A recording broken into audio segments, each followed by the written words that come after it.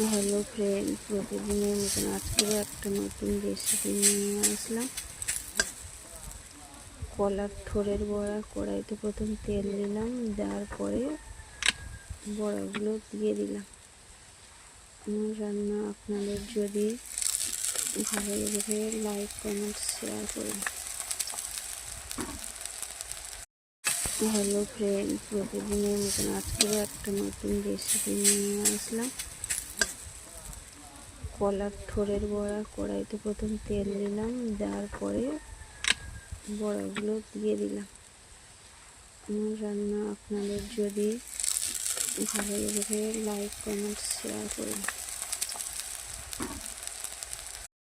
Hello friend, প্রতিদিনের মতন আজকেও একটা নতুন রেসিপি নিয়ে আসলাম। কলার থোড়ের বড়া। কড়াইতে প্রথম তেল দিলাম, দেওয়ার